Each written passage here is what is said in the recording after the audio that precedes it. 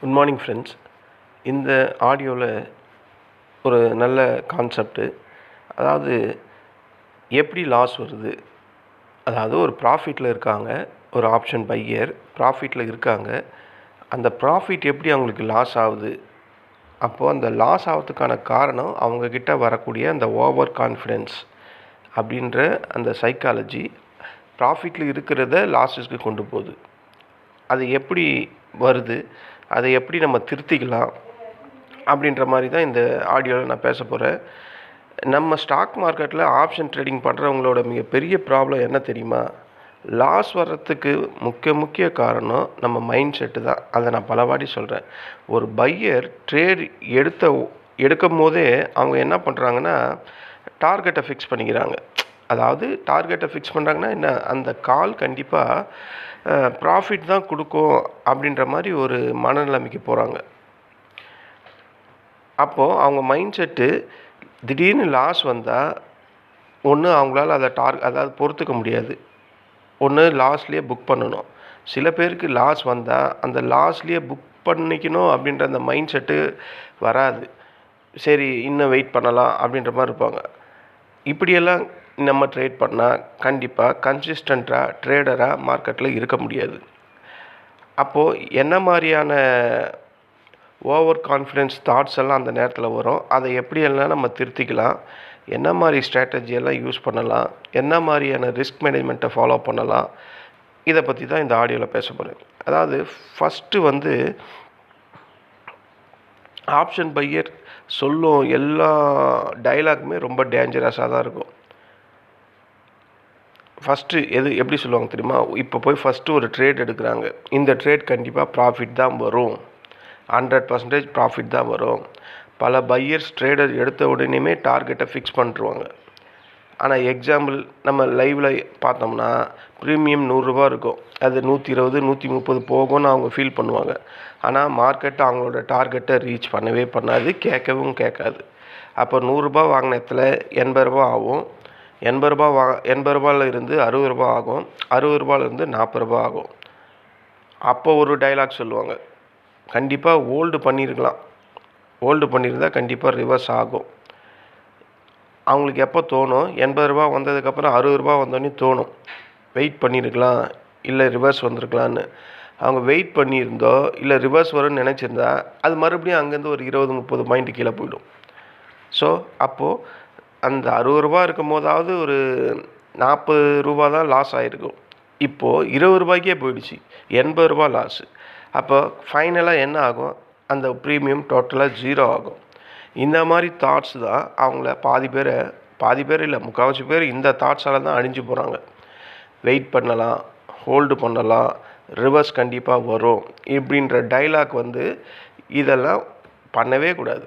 நீங்கள் market condition டைரெக்ஷனில் இருக்கீங்கன்னா இதெல்லாம் நம்ம கன்சிடர் தான் பண்ணணும், அதையே நம்ம செயல்படுத்தக்கூடாது. நீங்கள் மார்க்கெட்டுக்கு ரிவர்ஸில் இருக்கும்போது இந்த மாதிரி தாட்ஸு கண்டிப்பாக உங்கள்கிட்ட வரக்கூடாது. நேற்று மார்க்கெட் ஃபுல்லாக டவுனில் தான் இறங்கிக்கிட்டே தான் இருந்தது. நீங்கள் கால் சைடில் இருந்தீங்கன்னா வெயிட் பண்ணலாம், ஹோல்டு பண்ணலாம், கண்டிப்பாக ரிவர்ஸ் வரும்னு இந்த மாதிரி டைலாக்கை யூஸ் பண்ணி ட்ரேட் பண்ணியிருந்தா என்ன ஆயிருக்கும்? நேற்றே அதுக்கு சிறந்த உதாரணம்.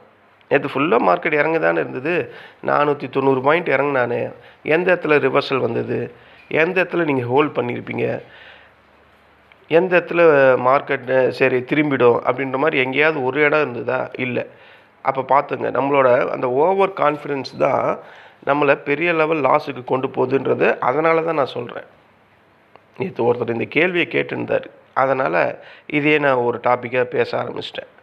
அப்போது அதாவது ட்ரேடரோட மைண்ட் செட் எப்படி இருக்குன்னா, மார்க்கெட் என்ன கொடுக்குதோ அதை கண்டிப்பாக எடுத்துக்கணும். அது சின்ன ப்ராஃபிட்டாக இருந்தாலும் சரி, சின்ன லாஸாக இருந்தாலும் சரி, உனக்கு மார்க்கெட் இது தான் டிசைட் பண்ணியிருக்குன்னா அதை நீ வெல்கமாக எடுத்துக்கணும். அது both side profit or loss, அது எது வேணால் இருக்கட்டும் அப்படின்ற மாதிரி மைண்ட் செட்டுக்கு வந்துடுங்க. மார்க்கெட்டோட டைரெக்ஷனுக்கு எதிராக இருந்து இந்த ஹோல்ட் பண்ணுறது, இந்த ரிவர்ஸ் ஆகிடும், இல்லை ஆவரேஜ் பண்ணுறது, இந்த கான்செப்டெல்லாம் டோட்டலாக உங்கள் மைண்ட் செட்டில் நீங்கள் ஆப்ஷன் பையராக இருந்தால் வர திங்கக்கிழமை இந்த மாதிரி ட்ரேடை அவாய்ட் பண்ணுங்கள். ரெண்டாவது டயலாக் என்ன சொல்லுவாங்கன்னா, மார்க்கெட் கண்டிப்பாக ரிவர்ஸ் ஆகும். இது ஆப்ஷன் பையர் அதிகமாக சொல்கிறது. நான் கூட சொல்லுவேன். ஆனால் இப்போலாம் நான் இந்த மாதிரிலாம் திங்க் பண்ணுறதே கிடையாது. மார்க்கெட் டைரெக்ஷனில் மட்டும் தான் ட்ரேட் பண்ணுறது. அப்போது நிஃப்டி ஸ்ட்ராங்காக ஒரு டவுன் ட்ரெண்டு போயிட்டுருக்கு. அவங்க என்ன நினைக்கிறாங்கன்னா, மார்க்கெட் வந்து ஆல்மோஸ்ட் சப்போர்ட் லெவலை வந்து தொட்டுட்டான். இதுக்கு மேலே மார்க்கெட் வந்து கீழே இறங்கிறதுக்கு வாய்ப்பு இல்லை. இவங்களாவே டிசைட் பண்ணிக்கிறாங்க. கண்டிப்பாக இந்த சப்போர்ட்டை தொட்டுட்டு மார்க்கெட் ரிவர்ஸ் தான் ஆக போகுது, அதாவது மேலே தான் போக போகுது அப்படின்ற மாதிரி நினைப்பாங்க. அங்கே போயிட்டு ஒரு கால் ஆப்ஷனை வாங்கிப்பாங்க. ஆனால் அந்த ட்ரெண்டு என்ன ஆகும்னா, அதிகப்படியான செல்லிங் ஆகிட்டே இருக்கும்போது அங்கே அதிகப்படியான செல்லர்ஸ் உள்ளே வந்து இன்னும் செல் பண்ணுவாங்க. அப்போ மார்க்கெட் அந்த சப்போர்ட்டை உடச்சி இன்னும் கீழே வரும். அதுக்கும் நேற்று ஒரு உதாரணம். நேற்று அந்த 23,300 வந்து ஸ்ட்ராங்கான சப்போர்ட்டு. அதை உடச்சிட்டா நம்ம எல்லாருமே என்ன திங்க் பண்ணியிருப்போம், கண்டிப்பாக 23,300 ஸ்ட்ராங்கான சப்போர்ட்டு, அதை உடைக்க முடியாது, உடைக்கிற மாதிரி கீழே போனாலும் அங்கேருந்து அது ரிவர்ஸ் ஆகிடும், அதாவது ஃபேக் பிரேக் அவுட் ஆகிடும் அப்படின்ற மாதிரி நினச்சிருப்போம். நடந்துதா? நடக்கலை. அப்போது அது ஸ்டில் என்ன ஆச்சு, 23,150 வரையும் வந்தது மார்க்கெட்டு. அப்போ அந்த இடத்துல உங்களோட ப்ரீமியம் என்ன ஆகும், டோட்டலாக மெல்ட் ஆகி 0 தான் ஆகும். அப்போ இந்த இடத்துல நம்ம என்ன புரிஞ்சுக்கணும், ட்ரெண்டு எப்படி இருக்கோ, மார்க்கெட்டோட ட்ரெண்ட் இருக்கோ, அந்த ட்ரெண்டுக்கு கூடவே தான் நம்ம ட்ராவல் பண்ணணும். அதுக்கு அகைன்ஸ்டாக போனீங்கன்னா பெரிய ப்ராப்ளம் வரும், பெரிய லாஸஸ் வரும் அப்படின்றது தான் நேத்தோட ட்ரேடிங் செஷன்லேயே நமக்கு தெரிஞ்சுது. மார்க்கெட்டில் நீங்கள் வந்து ஈகோ பேஸ் பண்ணி ஃபைட்டெல்லாம் மார்க்கெட் கிட்ட பண்ண முடியாது. அது பண்ணாலும் அது செட்டப் பண்ணாது, நம்ம தான் அதில் மாட்டிக்கிட்டு அவஸ்தைப்படுவோம். ஸோ இந்த மாதிரி ரிவர்ஸ் ஆகிடும்ன்ற அந்த ஓவர் கான்ஃபிடென்ட் திங்கிங்கும் இருக்கக்கூடாது. மூணாவது, மார்க்கெட்டில் ஏதாவது ஒரு நியூஸ் வந்துடுச்சுன்னா மார்க்கெட் உடனே ராக்கெட் ஆகிடும், பெரிய லெவலில் ஏறும் அப்படின்ற மாதிரி திங்க் பண்ணுவாங்க. அது எப்போது அந்த நியூஸ் நமக்கு கிடைக்கும் போது அந்த நியூஸை கேட்குற கடைசியால் நம்ம இருப்போம். மார்க்கெட்டில் அந்த நியூஸோட இம்பேக்ட் ஆல்ரெடி ஃபேக்டர்ட் இன் ஆகிட்டுருக்கோம், ஏற்கனவே அது ஏறி போயிட்டுருக்கோம். நமக்கு அந்த நியூஸு அப்போ தான் தெரியும். அப்போ போய் நம்ம காலை வாங்கி வச்சுப்போம். காலை வாங்கி வச்சுக்கிட்டா அது ஒரு லெவல் ஏறுற மாதிரி ஏறிட்டு அங்கேருந்து ஃபேக் பிரேக் அவுட் ஆகிட்டு அங்கேருந்து கீழே இறங்கும். அப்போது நியூஸை பார்த்துட்டு பையர்ஸ் உள்ளே வரும்போது மார்க்கெட் ப்ரீமியம் எல்லாம் ஜம்ப் ஆகும் அப்படின்ற மாதிரி ஒரு எண்ணத்தோடு வர்றதுனால அந்த எண்ணம் அங்கே நிறைவேறுதான்னு கேட்டால் அந்த எண்ணம் நிறைவேறாது. ஏன்னா அந்த நியூஸுக்கான இம்பேக்ட் ஆல்ரெடி மார்க்கெட் வந்து கொடுத்துடுச்சு பாயிண்ட்ஸ் எல்லாம். அப்போது இந்த மாதிரியான திங்கிங்கும் இருக்கக்கூடாது. மார்க்கெட் நியூஸ் வர்றதுக்கு முன்னாடியே அது கண்டிப்பாக இம்பேக்ட் பண்ணும், அது ஃபேக்டர்ட் இன் பண்ணிடும் அந்த மார்க்கெட்டில் ப்ரைஸில். அப்போது நியூஸ் வந்ததும் ப்ரீமியம் ஆல்ரெடி ஹையாக இருக்கும். அதாவது நீங்கள் கேட்கும் போது அந்த நியூஸை நீங்கள் கேட்கும் போது ப்ரீமியம்லாம் ஆல்ரெடி ஹையாக இருக்கும். அங்கே போய் நம்ம என்ட்ரி எடுத்தால் அங்கேருந்து அது இறங்கும். அப்போ இந்த கான்ஃபிடென்ட் என்ன, இந்த நியூஸ் வந்துச்சுன்னா மார்க்கெட் ராக்கெட் ஆகும், ராக்கெட்டில் பறந்துரும்னு சொல்கிற நியூஸு, அது வந்து இந்த கான்ஃபிடென்ஸ், இந்த தாட்ஸ் வந்து அந்த இடத்துல தப்பாக போகுது. அப்போ அந்த இடத்துலேருந்து மார்க்கெட் என்ன ஆகும், கீழே வரும். ஸோ இந்த நியூஸ் பேஸ்ட் எல்லாம் கேட்குற கடைசியால் நம்ம தான் இருப்போம். அதனால் அது ஆல்ரெடியே ஃபேக்டர்ட் இன் பண்ணும். சாதாரணமாக ஒரு சின்ன லாஜிக் புரிஞ்சிங்க. நம்ம எல்லாருமே ஆப்ஷன் பையிங்கில் ஒரு 15,000, 20,000, 30,000 அப்படின்னு தான் உள்ளே வரும். ஃபாரினர்ஸ் FIS அப்படின்னு சொல்லக்கூடியவங்க நேற்று 10,000 கோடிக்கு செல் பண்ணி வச்சுக்கிறான். அவனுக்கு நியூஸ் ஃபஸ்ட்டு தெரியுமா, நமக்கு தெரியுமா? நீ வெறும் 15,000 வச்சுக்கிட்டு வர உனக்கு ஃபஸ்ட்டு நியூஸ் தெரியுமா? 10,000 கோடி டெய்லியும் ட்ரேட் பண்ணி மார்க்கெட்டில் வந்து இந்தியன் கவர்மெண்ட்டுக்கு டேக்ஸாக 2,500 கோடின்னு டேக்ஸ் டெய்லியும் கட்டிக்கிட்டு இருக்கானே, அவனுக்கு நியூஸ் ஃபஸ்ட்டு தெரியுமா? லாஜிக்காக திங்க் பண்ணுவோமே, பணம் படைச்சவனுக்கு தான் தெரியும் ஃபஸ்ட்டு நியூஸ். அப்போ அவன் பண்ணுறது தான் மார்க்கெட்.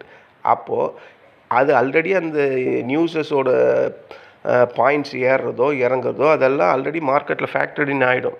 அதுக்கப்புறம் நம்ம போய் உச்சாணி இதில் போய் வாங்கிட்டு ஒரு காலை வாங்கிட்டோ இல்லை ஒரு புட்டை வாங்கிட்டோ இறங்குதே லாஸ் வருதேன்னா வரதான் செய்யும். அப்போ நியூஸ் பேஸ்டு அந்த நியூஸுக்கெல்லாம் நம்ம மார்க்கெட்டை ட்ரேட் பண்ணக்கூடாது. இப்போ 2 நாள் லீவ் வருது, ஓகேங்களா, 2 நாள் லீவ் வருது. இப்போ திடீர்னு ஏதாவது ஒரு மாற்றம் வருது. யுஎஸ், ஈரான், இஸ்ரேலுக்குள்ளே சரி ஏதாவது ஒரு சீஸ்ஃபயர் பண்ணிடலான்னு. நீ வாங்கி வச்சுருந்தா மார்க்கெட்டில் ஒரு அப்பில் ஓப்பன் ஆகும். நீ வாங்கி வச்சுருந்தா தான், அதாவது இன்னும் இந்த நியூஸ் வந்து அதாவது வேர்ல்டில் வரல. வந்தால் இன்றைக்கி நாளைக்கு அந்த மாதிரி வந்ததுன்னா வாங்கி இருந்தால் மார்க்கெட் போகும். ஏன்னா அது அப்போ தான் மார்க்கெட்டுக்குள்ளேயே அந்த நியூஸ் வருது. மார்க்கெட்டும் அதுக்கேற்ற மாதிரி ஓப்பன் ஆகும். திங்கக்கிழமை வந்து நம்ம அப்போ தான் ஒரு காலையே வாங்க போகிறோம். அது ப்ரீ மார்க்கெட்டில் அந்த மார்க்கெட் ஓப்பன் ஆகும்போதே ஒரு 400-600 பாயிண்ட் ஹையில் தான் ஓப்பன் ஆகும். நீ எங்கே போய் அங்கே போய் என்ன பண்ண முடியும்?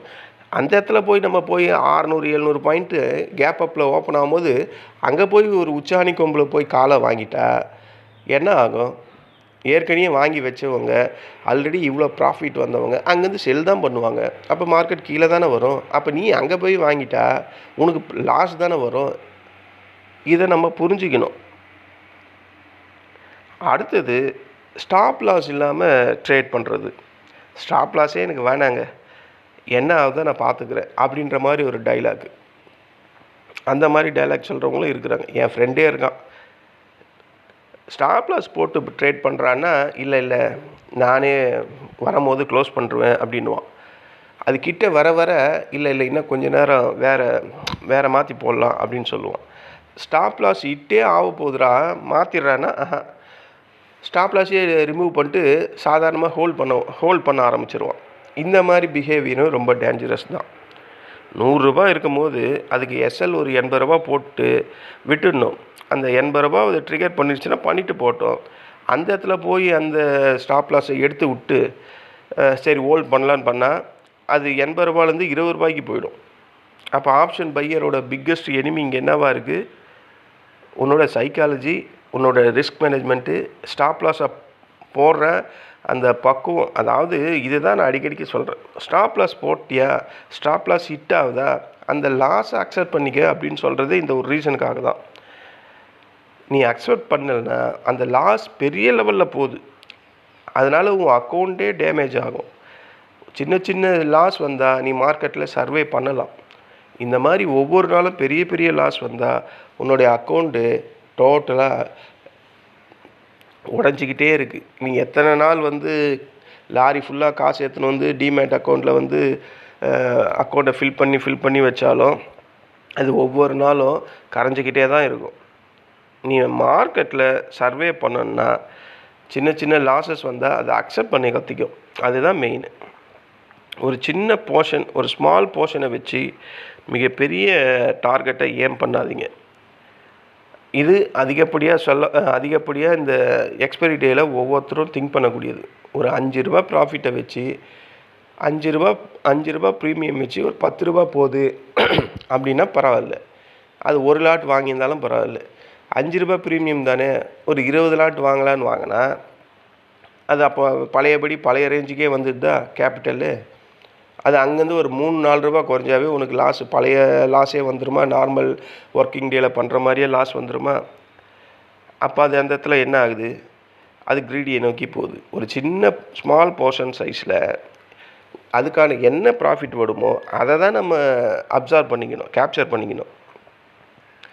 ஸோ இந்த ரூலையும் ஃபாலோ பண்ணணும். ஒரு ஸ்மால் போர்ஷன் சைஸை யூஸ் பண்ணால் அதுக்கு என்ன ப்ராஃபிட் வருமோ அதை தான் யூஸ் பண்ணணும். கண்டிப்பாக ஸ்டாப் லாஸை யூஸ் பண்ணாமல் ஸ்டாப் லாஸ் இல்லாமல் ட்ரேடே பண்ணக்கூடாது. ஸ்டாப் லாஸ் இல்லாமல் ட்ரேட் பண்ணுறவங்களுக்கு பேர் கேம்ப்ளர் அப்படின்னு சொல்லுவாங்க. அது நான் சொல்லலை, புக்கில் அந்த மாதிரி இருக்குது. ஸ்டாப் லாஸே இல்லாமல் நீ ட்ரேட் பண்ணால் உன்னோட ஏம் ஃபுல்லாக ஒரு கேம்பிளிங்கை நோக்கி தான் இருக்குது அப்படின்னு ஒரு ஆத்தர் சொல்கிறாரு. நீ ட்ரேட் பண்ணணும் அப்படின்னு நினச்சா ட்ரெண்டை ஃபாலோ பண்ணு. ட்ரெண்டு தான் உங்களுக்கு கண்டிப்பாக ப்ராஃபிட் தரக்கூடியது.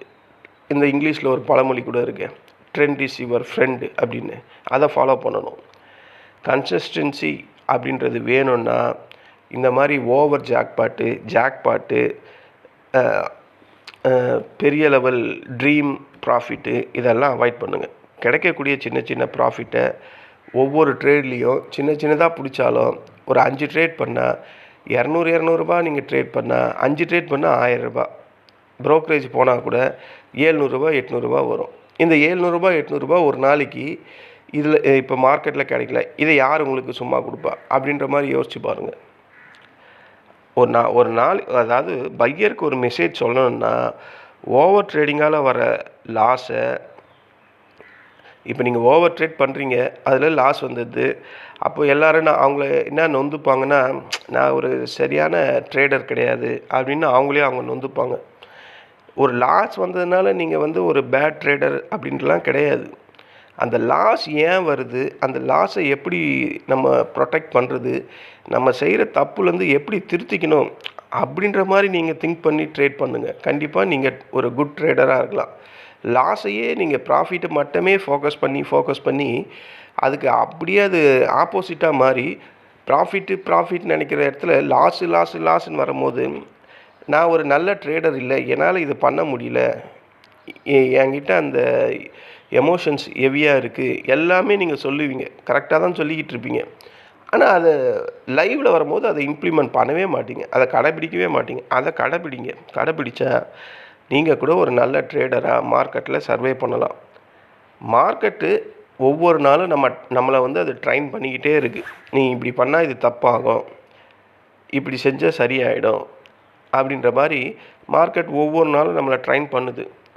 ஒரு நாள் லாஸ் வந்தால் பரவாயில்ல, ப்ராப்ளமே கிடையாது. ஆனால் அதை கண்டினியூவாக பல வருஷங்கள், பல மாதங்கள், பல வருடங்கள் போகும்போது தான் அப்போ மார்க்கெட் அந்த இடத்துலையும் மார்க்கெட் மேலெலாம் தப்பு கிடையாது. நம்ம அங்கே என்ன மிஸ் பண்ணுறோன்றதை நம்ம தான் கற்றுக்கணும். அப்போது இந்த பிரச்சனையை அவாய்ட் பண்ணுறதுக்கு என்ன பண்ணணுன்னா, டிசிப்ளினாக கற்றுக்கணும், ரிஸ்க் மேனேஜ்மெண்ட்டை கற்றுக்கணும், பொறுமை அவசியம், பேஷன்ஸ் ரொம்ப அவசியம், அதை கற்றுக்கணும். ஒன்று நல்லா தெரிஞ்சுக்கணும், ஆப்ஷன் ட்ரேடிங் ஒரு லாட்ரி பிஸ்னஸ் கிடையாது, அது ஒரு ஜாக்பாட் கிடையாது, அது ஒரு ஸ்கில்லு. அந்த ஸ்கில்லுக்கு ஏற்ற மாதிரி கொஞ்சம் கொஞ்சமாக சின்ன ப்ராஃபிட்டாக பிடிக்கணும். நல்ல ஸ்கில்லை டெவலப் பண்ணிவிட்டு மார்க்கெட்டு உள்ளே வாங்க. மார்க்கெட் கண்டிப்பாக உங்களுக்கு அசால்ட்டாக தெரியும், அழகாக ப்ராஃபிட் பண்ணிக்கிட்டே இருக்கலாம். மார்க்கெட்டில் நான் ஒவ்வொரு வாட்டியும் கண்டிப்பாக மார்க்கெட்டில் ஆப்பர்ச்சுனிட்டி இருக்குதுன்னு நான் சொல்கிறதுக்கு ரீசன் இது தான். ஓகேங்களா? மார்க்கெட்டில் ஆப்பர்ச்சுனிட்டி இருக்குது, அதை நீங்கள் கரெக்டாக யூஸ் பண்ணால் மார்க்கெட்டில் நல்லபடியாக சர்வே பண்ணலாம். ஃப்யூச்சரில் கூட ஒரு பெரிய குட் ட்ரேடராக ஆகலாம். ஏன் நீங்கள் இழந்த பணத்தை கூட ரெக்கவரி பண்ணிடலாம். லாஸை பார்த்து மார்க்கெட்டை குவிட் பண்ணாதீங்க. லாஸு ப்ராஃபிட்ன்றது மார்க்கெட்டில் ரொம்ப சர்வசாதாரணம். நீ ஏனோ தானோ எவனோ செத்தான்ட்டு இருக்கிற பணத்தை எல்லாம் அதில் லாஸ் பண்ணிவிட்டு ஏன் லாஸ் பண்ணேன்னு கேட்டால் அதுக்கான விளக்கம் இருக்குமா நம்மக்கிட்ட? இப்போ ஒருத்தர் ஒரு 3-4 லட்சம் லாஸ் பண்ணிட்டாரு. நீங்கள் எதனாலங்க ட்ரேடிங்கில் போய் லாஸ் பண்ணீங்கன்னு கேளுங்களேன். கரெக்டான விளக்கம், கரெக்டான எக்ஸ்ப்ளனேஷன் அவர்கிட்ட இருக்கவே இருக்காது. ஏன்னா அவர் அவரோட ஓன் ட்ரேட்லேயே பண்ணியிருக்க மாட்டார். வேறு எவனா கால் குத்துருமா நார்த் இந்தியன்ஸ்லேருந்து, அவரோட டிசிஷனே அவர் பண்ணியிருக்க மாட்டார். இப்படி தான் இருக்கும். 95% இப்படி தான் இருக்கும். நீங்கள் ஏங்க ஆப்ஷன் மார்க்கெட்டில் லாஸ் பண்ணீங்க, அதுக்கு கரெக்டான ரீசன் இருக்காது. நானாக லாஸ் பண்ணலைங்க, இந்த மாதிரி கால்ஸில் போயிட்டு லாஸ் ஆகிடுச்சு, என்னுடைய அக்கௌண்ட்டை வேறு ஒருத்தர்கிட்ட கொடுத்து அவரை ஹேண்டில் பண்ணி லாஸ் ஆகிடுச்சு, நீங்கள் என்ன தாங்க பண்ணீங்கன்னா நான் வேடிக்கை தான் பார்த்துட்டு இருந்தேன் அப்படின்னு சொல்லக்கூடிய ஜனங்க தான் அதிகம். ஓகேங்களா? நீங்கள் ட்ரேட் பண்ணுங்கள், தப்போ தவறோ ஒரு சில லட்சங்களை இழந்து தான் ஆகணும். மார்க்கெட்டில் இவ்வளோ பெரிய மார்க்கெட்டில், உலக நாடுகளே போட்டி போடுற மார்க்கெட்டில் அசால்ட்டாக ப்ராஃபிட் பண்ண முடியுமா? அப்போ அதுக்கான சில லட்சங்களோ ஆயிரங்களையோ இழந்து தான் ஆகணும். உங்களுக்கு இந்த மார்க்கெட் செட் ஆகலையா, செட் ஆகலன்னு விட்டுடணும். மறுபடியும் நீங்கள் போட்டி போட்டு என்னால் முடியும், இந்த மாதிரி நான் முன்னாடி சொன்ன ஓவர் கான்ஃபிடென்ஸ்லாம் பண்ண முடிஞ்சால் சரி, பண்ண முடியலையே, அப்போ லாஸ் டெய்லி இன்க்ரீஸ் ஆகிட்டு தானே இருக்குது. இந்த பணம் போச்சுன்னா மொத்தமே போச்சு. இப்போ இருக்கிற சமுதாயத்தில், சொசைட்டியில் ஒருத்தங்கிட்ட பணம் இல்லைன்னா உன்னை கீரை விட ரொம்ப கேவலமாக ட்ரீட் பண்ணுவாங்க. அப்பேற்பட்ட பணத்தை அனாவசியமாக போய் நம்ம ட்ரேடிங்கில் மிஸ் பண்ணிக்கிட்டு இருக்கோம், இழந்துக்கிட்டு இருக்கோம். உனக்கு ஒரு வேலை செய்கிற, அது உனக்கு செட் ஆகலைன்றதை விட அதை புரிஞ்சிக்க முடியல, அது எப்படி ட்ரேட் ஆகுதுன்னு தெரியலன்னா அதை தெரிஞ்சிக்கணும், புரிஞ்சிக்கணும், அதுக்கேற்ற மாதிரி ஆக்ஷனில் இறங்கணும். அதெல்லாம் விட்டுவிட்டு மார்க்கெட்டில் நான் லாஸ் ஆகிட்டே இருக்கேன், என்னால் பண்ண முடியல அப்படின்னு மார்க்கெட்டை குறை சொல்கிறதுல ஒரு யூஸும் இல்லை. எல்லா ஸ்கூல்லேயும் வந்து எல்லா டீச்சரும் அவங்களுக்கு தெரிஞ்ச லெவலில் தான் போர்ஷனை ஒவ்வொரு லெசனையும் டீச் பண்ணுவாங்க, புரிய வைப்பாங்க. அது எல்லா பசங்களுக்கும் புரிஞ்சிருமா? ஏன் சில பசங்க மட்டும் first rank, second rank, third rank, ஒரு 5 ரேங்க்குள்ளே வராங்க? மற்ற பசங்களெல்லாம் ஏன் எடுக்க முடியல? அதே கான்செப்ட் தான் இந்த மார்க்கெட்லேயும். மார்க்கெட் ஒரு டீச்சர், அது டெய்லியும் லெசன் சொல்லிக்கிட்டு தான் இருக்குது.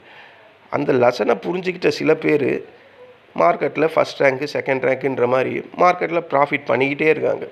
அந்த புரியாத சில மாணவர்கள் மாதிரி பல பேர் வந்து மார்க்கெட்டை பற்றி புரிஞ்சிக்காமையே லாஸ் பண்ணிக்கிட்டே இருக்காங்க. ஃபஸ்ட் கிளாஸாக வந்திருக்குதுங்க. ரெண்டு டைலாக்கும் உதாரணமாக இது மாதிரி ஏதாவது வந்துடும் எனக்கு வாயில். அந்த மாதிரி நம்ம அப்படி தான் நம்ம ஃபோக்கஸ் பண்ணணும். அவனை போய் டியூஷனில் சேர்த்து விட்டு படிக்க வச்சா சில பேர் அதுலேருந்து இம்ப்ரூவ்மெண்ட் ஆகிடுவாங்க. அந்த மாதிரி தான் சில பேர் கிளாஸுக்கு போய் காசை கட்டிட்டு கிளாஸை கற்றுக்கிட்டு கொஞ்ச நாள் இம்ப்ரூவ்மெண்ட் ஆவாங்க. ஒரு 2 நாள் 3 நாள் கண்டினியூஸாக ப்ராஃபிட் வந்தவொடனே அவங்க நினச்சிப்பாங்க, இதுதான் மார்க்கெட்டா அப்படின்ட்டு. அப்புறம் அந்த டிசிப்ளின், அந்த ரூல் எல்லாம் அவங்கக்கிட்டேருந்து சுத்தமாக போயிடும். பழையபடி ஆரம்பிச்சிருவாங்க. பழையபடி லாஸ் வர ஆரம்பிச்சிடும். அப்போ அவன் அந்த டியூஷன் சொல்லக்கூடிய இன்ஸ்டியூஷனில் போய் கற்றுக்கிடுது, அந்த பிரின்சிபல், அந்த ரிஸ்க் மேனேஜ்மெண்ட்டு, அந்த ரூல்ஸு எல்லாமே அவனை விட்டு போயிடும். பழையபடி ஆரம்பிச்சிருவான். இதே தான் இந்த சைக்கிள் நம்மளோட லைஃபோட ஒன்றி அப்படியே சுற்றிக்கிட்டு இருக்குது. ஈகோ சிஸ்டம் மாதிரி சுற்றி அதுதான் நடக்கும். நீ அதில் டிசிப்ளினாக இருந்தால் மட்டும்தான் உன்னால் ப்ராஃபிட்டை நோக்கி, அந்த வெற்றியை நோக்கி போக முடியும் அப்படின்றது தான் என்னுடைய கருத்து. இதுதான் ஃப்ரெண்ட்ஸ் நான் சொல்ல வந்தது. ஓவர் கான்ஃபிடென்ட்டால் ஒரு ஆப்ஷன் ட்ரேடிங்கில் ப்ராஃபிட்டில் இருக்கக்கூடிய பையர்ஸ் எப்படி லாஸ் ஆகுறாங்க, அவங்க லாஸஸ் ஆனதுக்கப்புறம் அவங்களுக்குள்ளே தோணக்கூடிய அந்த தாட்ஸ் எல்லாம் என்ன மாதிரி இருக்கும். அந்த தாட்ஸ், இந்த மாதிரி தாட்ஸ் வந்தால் சாதாரணமாக கொஞ்சமாக லாஸஸில் இருக்கவங்க பெரிய லெவல் லாஸில் போகிறாங்க அப்படின்ற மாதிரி என்னுடைய எக்ஸ்பீரியன்ஸ் தான், வேறு யார்தும் கிடையாது. என்னுடைய எக்ஸ்பீரியன்ஸே நான் உங்களுக்கு ஒரு ஆடியோவாக சொல்லியிருக்கேன். ஆனால் நான் இப்போ லாஸ்லாம் பண்ணுறதில்ல. நிஜமாலுமே சொல்கிறேன், லாஸ் நான் பண்ணுறதில்ல. நான் சொல்கிறதெல்லாம் இந்த 2014லேருந்து 2019 வரையும் நடந்த என்னுடைய எக்ஸ்பீரியன்ஸை தான் சொல்கிறேன். நான் அதுக்கப்புறம் வந்து இல்லை, அதை நான் சொன்னால் எல்லாம் பெருமையாக பேசுகிற மாதிரி நினைப்பீங்க, விட்ருங்க. அப்போது இந்த லாஸஸை ரெக்கவரி பண்ணுறதுக்கு இந்த மாதிரி தான் பண்ணணும். இந்த மாதிரி சைக்காலஜியெல்லாம் உங்கள் கிட்டே இருந்து வெளியே போயிடணும். போயிட்டால் மட்டும்தான் உங்களால் சர்வே பண்ண முடியும். ஓகேங்களா? சரி ஃப்ரெண்ட்ஸ், இந்த வீடியோ உங்களுக்கு யூஸ்ஃபுல்லாக தான் இருந்தால் என்னுடைய சேனலை சப்ஸ்கிரைப் பண்ணுங்கள். ஆப்ஷன் ட்ரேடிங்கை பற்றி இன்னும் எவ்வளவோ கண்டென்ட், ஆனால் கண்டென்ட் எல்லாமே ஒரே மாதிரியாக தான் இருக்கும். உங்களுக்கு ஏதாவது டவுட்டோ இல்லை இந்த ஆப்ஷன் ட்ரேடிங்கை பற்றி ஏதாவது சந்தேகம் எது இருந்தாலும் நீங்கள் யூடியூப்பில் கமெண்ட்ஸில் சொல்லுங்கள். நான் கண்டிப்பாக முடிஞ்ச அளவுக்கு அதை சால்வ் பண்ண பார்க்குறேன். உங்களோட ப்ளஸ் ஆர் மைனஸ் என்ன அப்படின்றத முதல்ல நீங்கள் ஐடென்டிஃபை பண்ணுங்கள். ஓகே ஃப்ரெண்ட்ஸ், நம்ம மீண்டும் வேறு ஒரு ஆடியோவில் சந்திக்கலாம். நன்றி, வணக்கம்.